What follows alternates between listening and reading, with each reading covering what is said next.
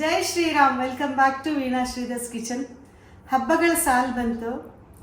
ಈ ಹಬ್ಬಗಳು ವರಮಹಾಲಕ್ಷ್ಮಿ ಹಬ್ಬ ಆಗೋ ತನಕನೂ ಸ್ವಲ್ಪ ಒಂದು ಚಿಕ್ಕ ಚಿಕ್ಕ ಟಿಪ್ಸ್ ಆಗಲಿ, ಒಟ್ಟಿನಲ್ಲಿ ನಿಮಗೆ ಲೈಫ್ ಲಾಂಗ್ ಪೂಜೆಗೆ ಯೂಸ್ ಆಗೋವಂಥ ಟಿಪ್ಸ್ ಎಲ್ಲ ನಾನು ನಿಮ್ಮ ಜೊತೆ ಶೇರ್ ಮಾಡ್ಕೊಳ್ಳೋಣ ಅಂತ ಅಂದ್ಕೊಂಡಿದ್ದೀನಿ. ಇವತ್ತು ನಾನು ಹೇಳಬೇಕಾದ ವಿಷಯ, ಹತ್ತಿನಲ್ಲಿ ನಾವು ಮಾಡೋದು ಗೆಜ್ಜೆ ವಸ್ತ್ರಗಳು ಹಾಗೂ ಈ ಹೂಬತ್ತಿಗಳು, ಇದ್ರ ಬಗ್ಗೆ ಹೇಳ್ತೀನಿ. ಈ ಹೂಬತ್ತಿ ನೋಡಿ, ನಾನು ಇಷ್ಟು ಮಾಡಿಟ್ಟಿದ್ದೀನಿ. ಈ ಹೂಬತ್ತಿ ಹೇಗೆ ಮಾಡೋದು ಅಂತ ಈಸಿಯಾಗಿ ನಿಮಗೆ ನಾನು ಹೇಳ್ಕೊಡ್ತೀನಿ. ಇವಾಗ ವಸ್ತ್ರ ಅಂದರೆ ಹತ್ತಿನಲ್ಲಿ ಮಾಡ್ಬೇಕಾದ್ರೆ, ನಾವು ಪೂಜೆ ಮಾಡಬೇಕಾದ್ರೆ ಯಾವಾಗಲೂ ಅಷ್ಟೇ ಅರಿಶಿನ ಕುಂಕುಮ, ಆಮೇಲೆ ಚಂದ್ರ, ಅಕ್ಷತೆ, ಹೂವು ಎಲ್ಲ ಪೂಜೆ ಮಾಡಿದಾಗ ವಸ್ತ್ರಂ ಸಮರ್ಪಯಾಮಿ ಅಂತ ಹೇಳ್ತಾರೆ. ವಸ್ತ್ರ ಅಂತ ಅಂದರೆ ನಾವು ಒಂದು ವಿಡಿಯೋನಲ್ಲಿ ನಾನು ಹೇಳಿದ್ದೀನಿ, ದೇವರಿಗೆ ಪೂಜೆ ಮಾಡಬೇಕು ಅಂತ ಅಂದರೆ ನಾವು ಮಕ್ಕಳಿಗೆ ಹೇಗೆ ಷೋಡಶೋಪಚಾರ ಹೇಗೆ ನಾವು ಮಾಡ್ತೀವಿ, ಮಕ್ಕಳಿಗೆ ಎಣ್ಣೆ ಹಚ್ತೀವಿ, ಮಕ್ಕಳಿಗೆ ಧೂಪ ಹಾಕ್ತೀವಿ, ಆಮೇಲೆ ಇದು ದೃಷ್ಟಿ ತೆಗಿತೀವಿ ಮಕ್ಕಳಿಗೆ, ಹಾಗೆ ಇದು ಕಪ್ ಹಚ್ತೀವಿ, ಬಟ್ಟೆ ಹಾಕ್ತೀವಿ. ಹಾಗೆಯೇ ನಾವು ದೇವ್ರ ಪೂಜೆ ಮಾಡಬೇಕಾದ್ರೂ ಮಕ್ಕಳನ್ನ ಹೇಗೆ ಟ್ರೀಟ್ ಮಾಡ್ತೀವಿ ನಾವು ಆ ಥರ ಒಂದು ಕಂಪ್ಯಾರಿಸನ್ ಮಾಡಿ ಒಂದು ವಿಡಿಯೋ ಹಾಕಿದ್ದೆ. ಯಾಕೆ ಅಂತ ಅಂದರೆ ತುಂಬ ಜನಕ್ಕೆ ಧೂಪ ಆದ್ಮೇಲೆ ದೀಪನ, ದೀಪ ಆದ್ಮೇಲೆ ಧೂಪನ ಅಂತಲೇ ಒಂದೇ ಕನ್ಫ್ಯೂಷನ್. ಧೂಪ, ದೀಪ, ನೈವೇದ್ಯ, ಮಹಾಮಂಗಳಾರತಿ. ಧೂಪ ಹಚ್ಚೋದು ಅಂದರೆ ಗಂಧದ ಕಡ್ಡಿ ಹಚ್ಚೋದು, ದೀಪ ಹಚ್ಚೋದು ಅಂತ ಅಂದರೆ 3 ಬತ್ತಿದು ಏಕಾರ್ತಿ ಅಂತ ಮಾಡ್ತೀವಿ ನೋಡಿ. ಅದು ನನ್ನ ವಿಡಿಯೋಸಲ್ಲಿ ಹೇಳಿದ್ದೀನಿ. ಅದು ಮಂಗಳ ನೈವೇದ್ಯ ಮಹಾಮಂಗಳಾರತಿ, ಇಷ್ಟು 4 ಲಾಸ್ಟ್ ಪೂಜೆನಲ್ಲಿ ಪ್ರಾಸೆಸ್ಸು. ಸೊ ಈ ಥರ ನಾವೊಂದು ಅಲ್ಲಿ ಇದು ರಿದಮ್ಯಾಟಿಕ್ ಆಗಿ ಹೋದರೆ ನಮಗೆ ಪೂಜೆ ಮಾಡಬೇಕಾದ್ರೆ ಕನ್ಫ್ಯೂಷನ್ನೇ ಆಗಲ್ಲ. ವಸ್ತ್ರ ಮಾತ್ರ ಯಾವಾಗ್ಲೂ ದೇವರಿಗೆ ಉಡಿಸಿ ಅಂತ ಹೇಳ್ತಾರೆ. ವಸ್ತ್ರ ಅಂದರೆ ಗೆಜ್ಜೆ ವಸ್ತ್ರ ಹತ್ತಿನಲ್ಲಿ ಮಾಡಿರ್ತೀವಲ್ಲ ಅದು. ಆ ಗೆಜ್ಜೆ ವಸ್ತ್ರ ಮಾಡಿದ್ರೆ ಇನ್ನೂ ನಮಗೆ ಚಿಕ್ಕ ಹುಡುಗರ ಇದ್ದಾಗ ಏನು ಹೇಳ್ತಿದ್ರು ಅಂದರೆ, ವಸ್ತ್ರ ಹಾಕು, ನಿಮಗೆ ಒಂದು ಹೊಸ ಬಟ್ಟೆ ಬರುತ್ತೆ ನೆಕ್ಸ್ಟ್ ಡೇನೇ ಅಂತ ಅಂದ್ಬಿಟ್ಟು ನಮಗೆ ಇಂಟ್ರೆಸ್ಟ್ ಬರೋ ಥರ ಹೇಳ್ತಾ ಇದ್ರು. ಈ vastra plays very important role in doing puja. So ಇದನ್ನು ಯಾಕೆ ನಾನು ಇಷ್ಟು ಒಂದು ಜೋರಾಗಿ ಹೇಳ್ತಾ ಇದ್ದೀನಿ ಅಂತ ಅಂದರೆ, ಈಗ ತುಂಬ ಜನನ ನೋಡಿದ್ದೀನಿ, ಹಬ್ಬದ ಹಿಂದಿನ ದಿವಸ ಸಾಲಿಗೆ ಗ್ರಂಥಿಗೆ ಅಂಗಡಿ, ಪೂಜಾ ಸಾಮಗ್ರಿ ಅಂಗಡಿಗೆ ನಿಂತು ಬಿಟ್ಟಿರ್ತಾರೆ ಎಲ್ಲರೂ. ಸೊ ಅದನ್ನು ನೀವು ತಗೊಳ್ಳಿ, ಟೈಮ್ ಇರಲ್ಲ, ಎಲ್ಲರಿಗೂ ಬ್ಯುಸಿ ಸ್ಕೆಡ್ಯೂಲು. ಇವಾಗ ನಾರ್ಮಲ್ ಡೇಸಲ್ಲೆಲ್ಲ ಮಾಡಬೇಕಾದ್ರೆ ಇದು ಹೂಬತ್ತಿ, ಎಳೆಬತ್ತಿ, ಆಮೇಲೆ ಗೆಜ್ಜೆ ವಸ್ತ್ರ ಎಲ್ಲದನ್ನು ಹೊರಗಡೆಯಿಂದ ತಗೊಳ್ಳಿ, ಅದನ್ನು ನಾನು ಒಪ್ಕೊಳ್ತೀನಿ. ಆದರೆ ಹಬ್ಬ ಹರಿದಿನಗಳಿಗೆ, ಇಂಪಾರ್ಟೆಂಟ್ ಹಬ್ಬ ಇದ್ದಾಗ, ಇಂಪಾರ್ಟೆಂಟ್ ಪೂಜೆಗಳಿದ್ದಾಗ ನಾವೇ ಮಾಡ್ಕೋಬೇಕು. ಹೂಬತ್ತಿಗಳು, ಎಳೆಬತ್ತಿಗಳು, ಗೆಜ್ಜೆ ವಸ್ತ್ರಗಳು ನೀವೇನು ಪುಟ್ಟದು ಮಾಡಿ ಚಿಕ್ಕದು ಮಾಡಿ ಅದು ನಿಮ್ಮ ಕೈಯಿಂದ ನಮ್ಮ ಕೈಯಿಂದ ಆಗಿರುತ್ತೆ. ಅದು ಮಾಡಬೇಕಾದ್ರೂ ಕೂಡ ಏನಾದರೂ ಒಂದು ದೇವ್ರ ಶ್ಲೋಕ ಹೇಳ್ಕೊಳ್ಳೋದಾಗಲಿ, ದೇವ್ರನ್ನೇನಾದರೂ ಪ್ರಾರ್ಥನೆ ಮಾಡ್ಕೊಳ್ಳೋದಾಗಲಿ, ನೀವು ಮಾಡಿರೋ ಪ್ರಾರ್ಥನೆ ಇದಕ್ಕೆ ಖಂಡಿತ ಹೋಗುತ್ತೆ, ಈ ಹತ್ತಿಗೆ ಖಂಡಿತ ಹೋಗುತ್ತೆ. ನಮ್ಮ ಪ್ರಾರ್ಥನೆ ಅಷ್ಟೊಂದೇನು ನಿರ್ಬಲವಾದ್ದಲ್ಲ, ತುಂಬ ಬಲಶಾಲಿ ನಮ್ಮ ಪ್ರಾರ್ಥನೆ. ನಾವು ಮಾಡಬೇಕಾದ್ರೆ, ಗೆಜ್ಜೆ ವಸ್ತ್ರ ಮಾಡಬೇಕಾದ್ರೆ, ದೇವರೇ ಈ ಕಷ್ಟ ಎಲ್ಲ ನನಗೆ ಪರಿಹಾರ ಮಾಡಪ್ಪ, ನನ್ನ ಮಗನಿಗೆ ಈ ಸಲ ಮೆಡಿಕಲ್ ಸೀಟ್ ಸಿಗೋಂಗೆ ಮಾಡಪ್ಪ, ನನ್ನ ಮಗಳಿಗೆ ಬೇಗ ಮದುವೆ ಮಾಡಪ್ಪ, ಇಲ್ಲ ನನ್ನ ಮಕ್ಕಳು ಚೆನ್ನಾಗಿ ಚಿಕ್ಕ ಮಕ್ಕಳಿದ್ರೆ ನನ್ನ ಮಕ್ಳಿಗೆ ಒಳ್ಳೆ ಆರೋಗ್ಯ ಕೊಡಪ್ಪ, ನಂಗೆ ಅಣ್ಣಗೆ ಒಳ್ಳೆ ಬುದ್ಧಿ ಕೊಡಪ್ಪ, ಏನೋ ನಿಮ್ಮ ಮನಸ್ಸಿನಲ್ಲಿ ಏನೇ ಚಿಂತನೆ ಇದ್ದೆ, ಏನೇ ದೇವ್ರನ್ನ ಪ್ರಾರ್ಥನೆ ಮಾಡ್ಕೊಳ್ಬೇಕು. ಕೈ ಮುಗ್ಬೇಕಾದ್ರೆ ಹೇಗೆ ಪ್ರಾರ್ಥನೆ ಮಾಡ್ಕೊಳ್ತೀರೋ ಹಾಗೆ ಗೆಜ್ಜೆ ವಸ್ತ್ರ ಮಾಡಬೇಕಾದ್ರಾಗಲಿ, ಹೂಬತ್ತಿಗಳು ಮಾಡಬೇಕಾದ್ರಾಗಲಿ ನೀವು ಪ್ರಾರ್ಥನೆ ಮಾಡಿಕೊಂಡು ಇದನ್ನು ನೀವು ದೇವರಿಗೆ ಸಮರ್ಪಣೆ ಮಾಡಿದ್ರೆ ಅದ್ರ ಎಷ್ಟು ಎಫೆಕ್ಟಿವ್ ಅಂತ ನೀವೇ ಯೋಚನೆ ಮಾಡಿ. ನಾನು ಈ ವಿಡಿಯೋಗೋಸ್ಕರ ಹೇಳ್ತಾ ಇಲ್ಲ, ಲಾಜಿಕಲಿ ನೀವೇ ಥಿಂಕ್ ಮಾಡಿ.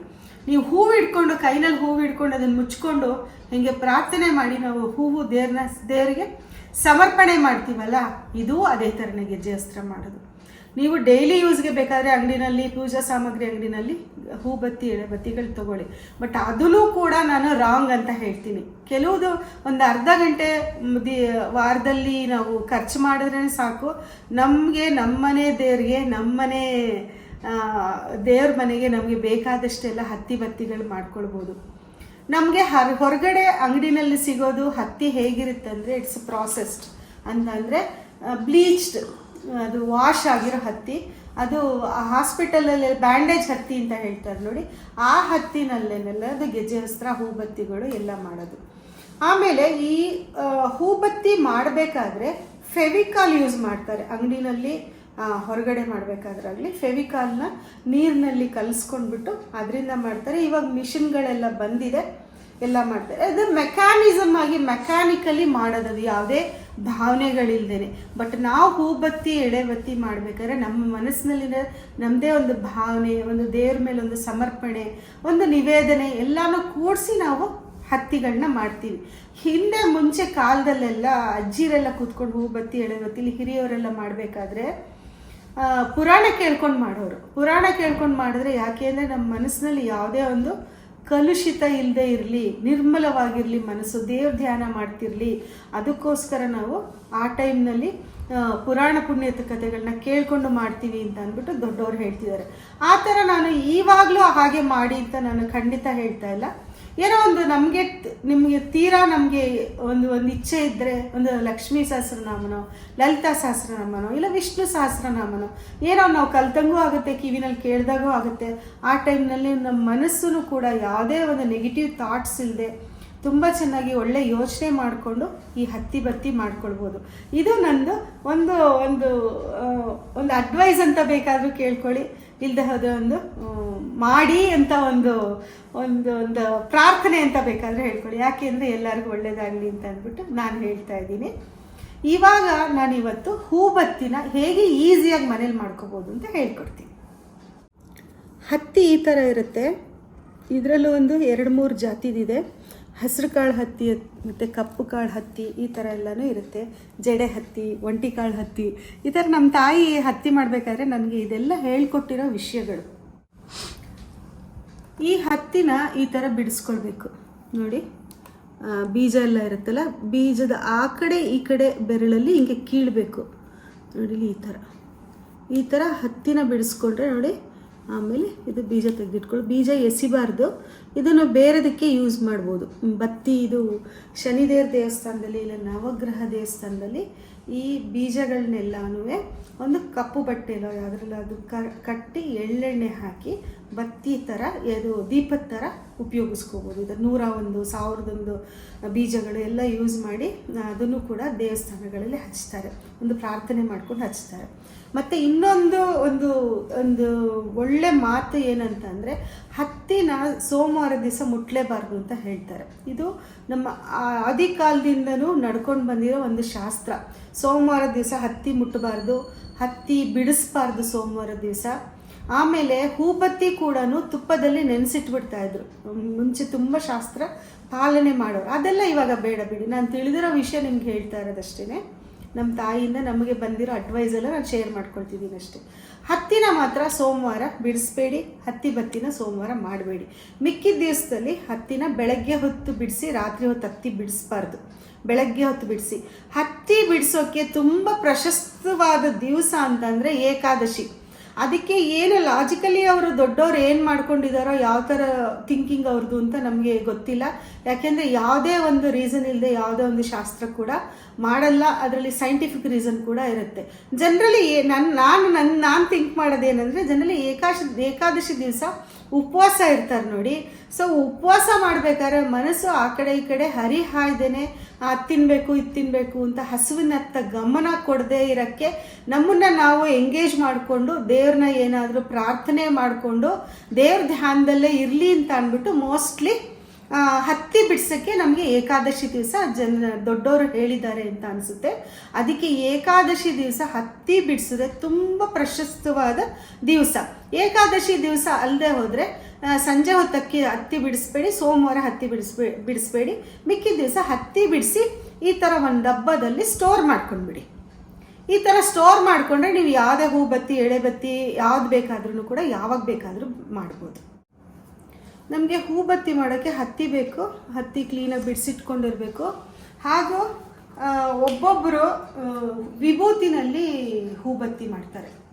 ಹೂಬತ್ತಿ ಆಗಲಿ ಎಳೆಬತ್ತಿ ಆಗಲಿ ಏನೇ ಹತ್ತಿ ಸಾಮಾನು ಮಾಡಬೇಕಾದ್ರೆ ಒಬ್ಬೊಬ್ಬರು ವಿಭೂತಿ ಹಚ್ಕೊಂಡು ಅದ್ಕೊಂಡು ಬೆರಳಲ್ಲಿ ಅದ್ಕೊಂಡು ವಿಭೂತಿನಲ್ಲಿ ಮಾಡ್ತಾರೆ.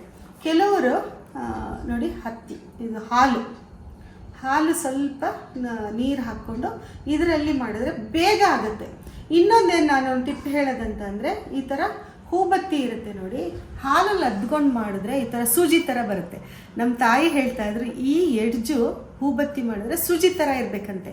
ಅಂದರೆ ನಾವು ಬತ್ತಿ ಬೆಂಕಿ ಕಡ್ಡೀಲಿ ದೀಪ ಹಚ್ಚಬೇಕಾದ್ರೂ ಈ ತುದಿ ಶಾರ್ಪ್ ಆಗಿದ್ದರೆ ಬೇಗ ಹತ್ತುತ್ತೆ, ಟೈಮು ಇದಾಗಲ್ಲ, ಮತ್ತು ಚೆನ್ನಾಗೂ ಜ್ವಾಲೆ ಚೆನ್ನಾಗಿ ಬರುತ್ತೆ ಅಂತ ಅಂದ್ಬಿಟ್ಟು ನಮ್ಮ ತಾಯಿ ಹೇಳ್ಕೊಟ್ಟಿದ್ದು.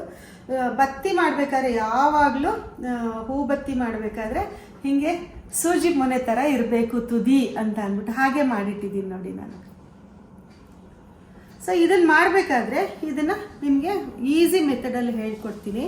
ಮಾಡೋಕ್ಕೆ ಬರದೇ ಇದ್ದವರು ಕೂಡ ಈ ಥರ ಮಾಡೋದು 3 ಟೈಪ್ಸ್ ಹೇಳ್ಕೊಡ್ತೀನಿ ನಾನು. ಅದು ನಿಮಗೆ ನೋಡಿ, ಇಲ್ಲಿ ಈಗ ಹತ್ತಿ ತೊಗೊಂಡಿದ್ದೀನಿ. ಹತ್ತಿ ತೊಗೊಂಡ್ರೆ ಹತ್ತಿನ ಹೀಗೆ ಮಾಡಿಕೊಂಡು 2-3 ಸಲ ಹೀಗೆ ಜೋಡಿಸ್ಕೊಳ್ಳಿ, ಒಂದ್ರ ಮೇಲೊಂದು ಕಿತ್ತು ಈ ಥರ ಜೋಡಿಸ್ಕೊಳ್ಳಿ. ಈಗ ಎಡ್ಜ್ ಈ ಥರ ಬರುತ್ತಲ್ವ, ಈ ಥರ ಎಡ್ಜ್ ಹಿಂಗೆ ಶಾರ್ಪ್ ಬರುತ್ತೆ, ಸ್ವಲ್ಪನೇ ಬರುತ್ತೆ. ಇದಕ್ಕೆ ನಾವು ಹಿಂಗೆ ಲೂಸ್ ಮಾಡ್ಕೊಳ್ಳೋದು, ಇದನ್ನು ಹೀಗೆ ಹಾಲು ಅದ್ದುಕೊಂಡು ಇದನ್ನೇ ಒಂದು ದೊಡ್ಡ ಹೂಬತ್ತಿ ಥರ ಮಾಡ್ಕೊಳ್ಳೋದು.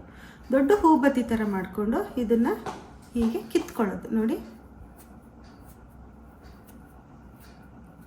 ನೋಡಿ ಹೂಬತ್ತಿ ಆಗೇ ಹೋಯ್ತು. ನೋಡಿ ನೋಡಿ ಎಷ್ಟು ಚೆನ್ನಾಗಾಯ್ತು ಹೂಬತ್ತಿ. ಇದನ್ನು ನಾವು ಸ್ಟ್ರೆಂಥನ್ ಮಾಡಬೇಕು. ಇದಿದೆಯಲ್ಲ, ಈ ಕಡ್ಡಿ ಇದೆಯಲ್ಲ, ಅದು ಸ್ಟ್ರಾಂಗ್ ಮಾಡಬೇಕು. ಇಲ್ಲದೆ ಹೋದರೆ ಬತ್ತಿ ದೀಪದಲ್ಲಿಟ್ಟಾಗ ಮಲ್ಕೊಂಡು ಬಿಡುತ್ತೆ. ನೋಡಿ ಈ ಥರ ಇದು ಹಾಲು ಅದ್ಕೊಳ್ಳೋದು, ಹತ್ತಿ ಕಿತ್ಕೊಳ್ಳೋದು, ಇದನ್ನು ಹೀಗೆ ಶಾರ್ಪ್ ಮಾಡೋದು. ನೋಡಿ ಎಷ್ಟು ಬೇಗ ಆಗೋಯ್ತು. ಇದನ್ನು ದೀಪಕ್ಕೆ ಇಡಬೇಕಾದ್ರೆ ಹೀಗೆ ಅಗಲ ಮಾಡಿಬಿಟ್ರೆ ಈ ಥರ ಇದೊಂಥರ ಪೀಠದ ಥರ ಹಿಂಗೆ ಕೂತ್ಕೊಳ್ಳುತ್ತೆ ಕ್ಲೀನಾಗಿ. ನೋಡಿ ಆವಾಗ ನೀವು ಇದನ್ನು ಸ್ಟ್ರಾಂಗ್ ಮಾಡದೆ ಹೋದರೆ ಹಿಂಗೆ ಮಲಗಿಬಿಡುತ್ತೆ. ಸೊ ಇದನ್ನು ಈ ಬೇಸ್ ಎಲ್ಲ ಸ್ಟ್ರಾಂಗ್ ಮಾಡಲೇಬೇಕು. ಹಿಂಗೆ ಚೆನ್ನಾಗಿ ತಿರ್ಚ್ಬೇಕು ಹೀಗೆ. ನೋಡಿ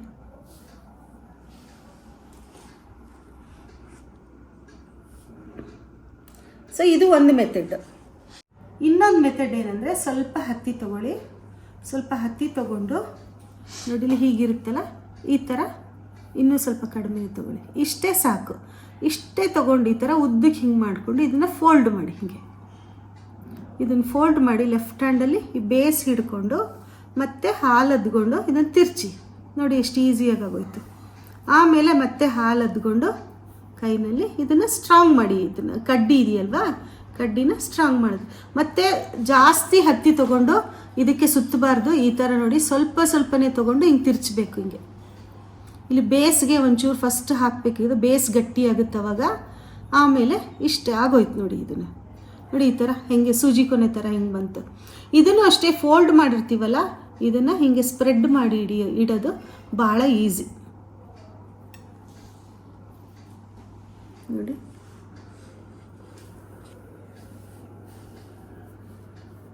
ಕರೆಕ್ಟ್ ತುಪ್ಪದಲ್ಲಿ ಅದ್ಬಿಟ್ಟು ಹಿಂಗೆ ನಿಲ್ಲಿಸ್ಬಿಟ್ರೆ ಆಯಿತು. ತುಪ್ಪ ದೀಪ ಡೈಲಿ ಹಚ್ಚೋರು ಇದು ಡೈಲಿ ಬೇಕು. ಏನು ನಿಮ್ಗೆ ಒಂದು 10 ನಿಮಿಷದಲ್ಲಿ ಒಂದು 50 ಹೂಬತ್ತಿ ಮಾಡಾಕ್ಬಿಡ್ಬೋದು. ಸೊ ಇದು ಒಂದು ಹೂಬತ್ತಿ ಮಾಡದೇ ಇದ್ದವ್ರಿಗೂ ಈಸಿಯಾಗಿ ಹಬ್ಬಗಳಲ್ಲಿ ಎಲ್ಲಾವಾಗಲೂ ಮಾಡ್ಕೋಬೋದು. ಟಿ ವಿ ನೋಡ್ಕೊಂಡೇ ಎಷ್ಟೊಂದು ಸಲ ಮಾಡಿಟ್ಬಿಡ್ಬೋದು ಇದನ್ನೆಲ್ಲದು. ಸೊ ಇದು ಒಂದಾಯ್ತಾ. ನಮ್ಮ ತಾಯಿ ಮಾಡ್ತಾ ಇದ್ದಿದ್ದು ಯಾವ ಮೆಥಡ್ ಅಂತ ಅಂದರೆ, ಈಗ ಹತ್ತಿನ ಚೆನ್ನಾಗಿ ಬಿಡಿಸಿಟ್ಕೊಳ್ಳೋರು, ಬಿಡಿಸಿಟ್ಕೊಂಡು ಹಿಂಗೆ ಮಾಡಿ ಹಿಂಗೆ ತಿರ್ಚೋರು, ಹಿಂಗೆ ತಿರ್ಚಿಬಿಡೋರು. ಹಾಲು ಅದ್ಕೋಬೇಕು ಎವ್ರಿ ಟೈಮು. ಆಮೇಲೆ ಲೆಫ್ಟ್ ಹ್ಯಾಂಡಲ್ಲಿ ಹಿಂಗೆ ಹತ್ತಿ ಇಟ್ಕೊಂಡು ಚೂರೇ ಹಿಂಗೆ ನೋಡಿ ಈ ಥರ ಮಾಡೋರು ಅಮ್ಮ. ಆಮೇಲೆ ಲಾಸ್ಟಲ್ಲಿ ಈ ಬೇಸ್ನ ಇನ್ನೂ ಬಲ ಮಾಡೋರು ಹಿಂಗಿಟ್ಟು ಈ ಥರ ನೋಡಿ. ಈ ಥರ ಈ ಎಡ್ಜ್ ನೋಡಿ ಎಷ್ಟು ಒಳ್ಳೆ ಸೂಜಿ ಥರ ಹೆಂಗೆ ಬಂದಿದೆ ಎಡ್ಜ್.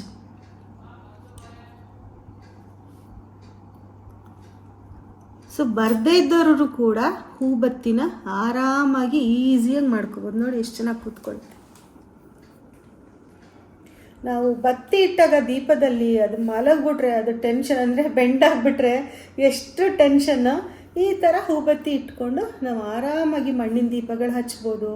ಡೈಲಿ ತುಪ್ಪದ ದೀಪ ದೇವ್ರಿಗೆ ಹಚ್ಚೋರ್ಗಂತೂ ಹೂಬತ್ತಿ ಡೈಲಿ 4 ಹೂಬತ್ತಿ ಬೇಕು. ನಮ್ಮ ಮನೆಗಂತೂ 4 ಹೂಬತ್ತಿ ಬೇಕು. ಯಾಕೆಂದರೆ ನಾರ್ಮಲ್ ದೀಪ 2 ಎಣ್ಣೆ ದೀಪ ಹಚ್ಚಿ ನಾವು 2 ತುಪ್ಪದ ದೀಪ ಹಚ್ತೀವಿ.